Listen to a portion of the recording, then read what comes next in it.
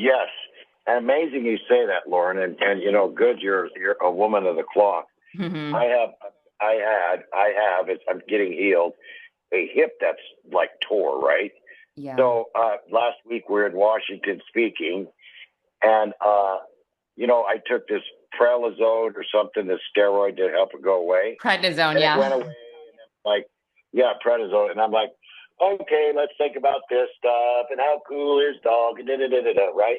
Mm-hmm. And the next day it wore off, and I'm like, and then I'm like, God, in Jesus' name, please heal this. And I heard God say, oh, back to me now, huh?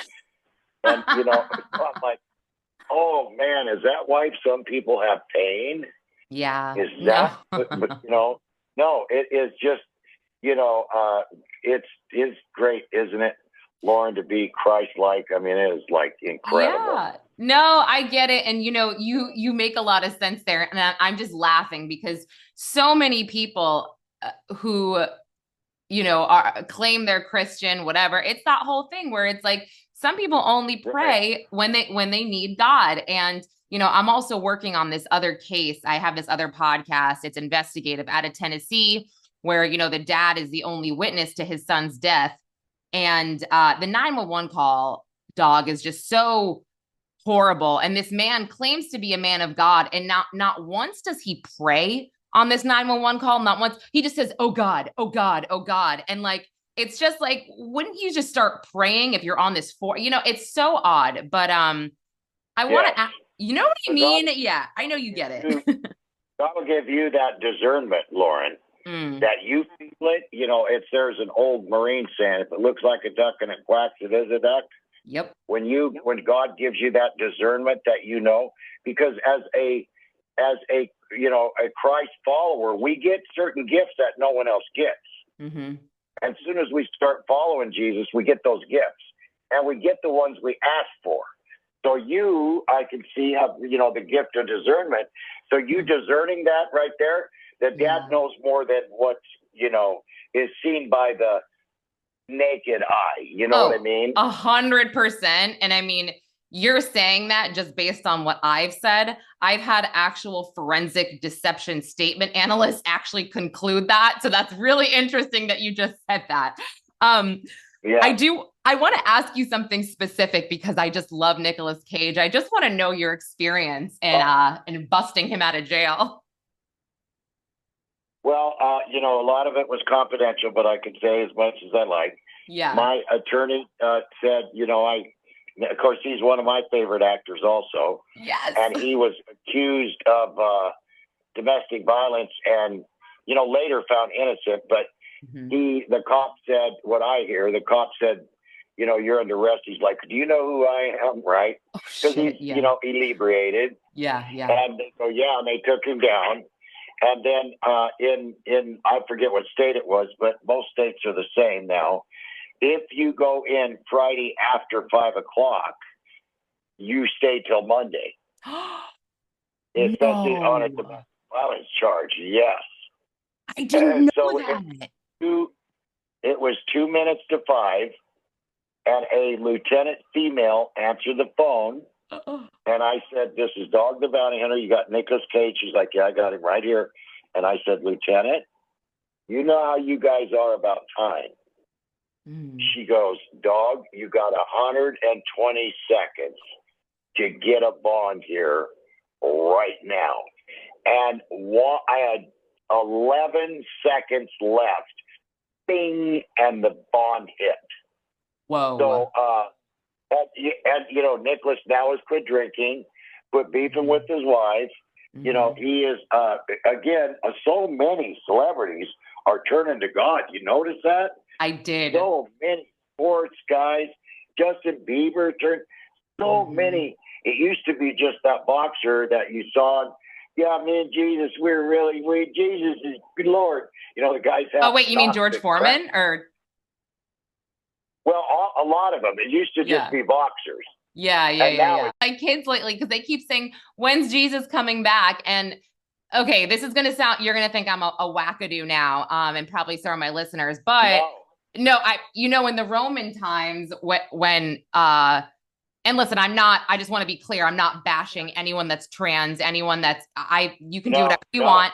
I'm just saying when the Romans, they were dressing like women, there was the fall of the empire. That's when it all started. And now you saying this, all these celebrities are coming out with their Christianity. I'm like, oh my gosh, is the world ending? Right, and one of my daughters are gay, and you know what I say? Mm-hmm. What did Jesus say about the gays? I don't think anything really. Anything. Yeah. So that's what we should say. Nothing. Yeah. And that's how I am. Yeah, that's totally how I am. But on the other hand, what did Jesus say? And what, as America, every religion, the holiest day of the year is Easter. The day that Jesus rose from the dead. We celebrate that day. Right. And what is America doing? And you know who in America did it? Caca. Okay, so yeah. No, go. I just want to say, so I saw when, the day that they had said it's the Trans Day of Visibility or something like that on Easter. Everybody was up everybody was up in arms. I thought to myself, okay, well, to be fair, Easter is on a different date every year, but this is a bit contentious because I believe Jill Biden also said they couldn't have religious symbols on the Easter eggs for the children. So I was just like, listen, at this point, I feel politically homeless because I don't understand anything anymore. I thought I did at one point, but I just can't, I don't get it. So I'm like, it's. Francie don't like me to get into politics, but I will tell you this. The Bible says some people are given over to a reprobate mind. And there ain't nothing we can do. Jesus says, kick the dust off your feet as a witness against them and move on. Wow. Yeah. I wanted to bring to your attention, it's been driving me crazy. I've been covering this case. Nancy Grace has been covering it. It's been on the national news for a little over a month, but there is an autistic boy missing out of Tennessee, 15 years old, hasn't taken his medication. And it's very odd, dog. I mean, they have searched thousands of miles. They've had drones. They've searched waterways. It's insane. I mean, there's volunteers. No trace of him on camera. Allegedly, no dogs have picked up his scent. What gives? Well, I can only say by the years of investigating, same thing. Usually a family member has done something. Usually there is a dump ground, trash dump ground nearby, or a lake. Lie detector tests don't work. Well, they do use them. They don't work on certain individuals. I think the parents, anybody close to him, take a lie box. If they volunteer, okay, I'll take it. Then, they take it, they pass. Well, it doesn't matter anyway. Yeah, So where you start with autistic kids is the family members, because it's hard to raise an autistic kid. It is hard, quadruple hard than a kid that is not autistic. So start with the family. And Nancy Grace, I never met her, but she used to speak at the bail bonds convention for us.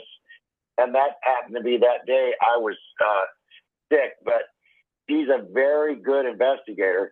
So she usually comes up with stuff, but I would say there's a family member or even a neighbor that is just, and they'll, how young is the boy?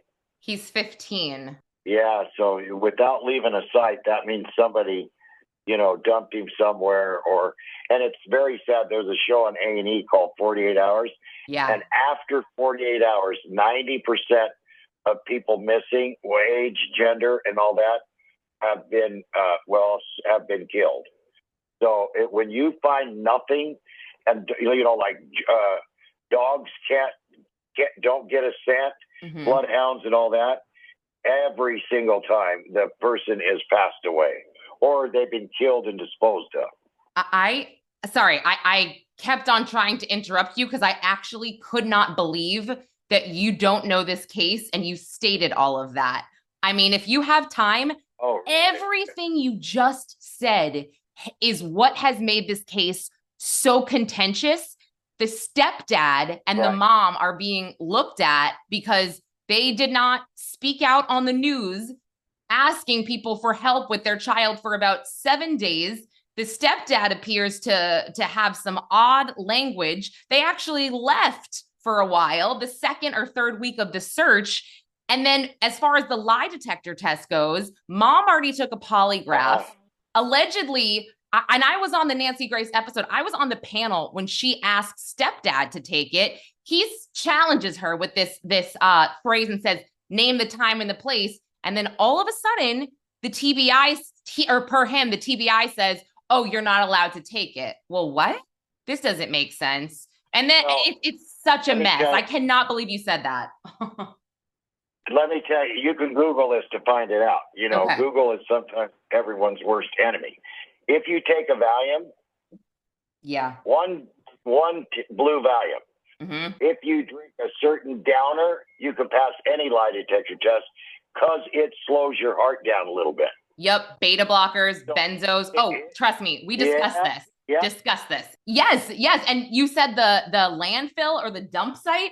Oh, they already checked a Kentucky landfill because that's where the trash goes in Tennessee. And according to one of the guys that dumps the trash or something, he felt something, and that's what indicated or was an indication that maybe they should go look there. So they did, and they didn't find anything. And that's why I got chills. I'm like, God, you're good. Like, you literally didn't even know this case. After this, or when you're done your interviews, you should look up Sebastian Rogers. You're going to be like, holy crap.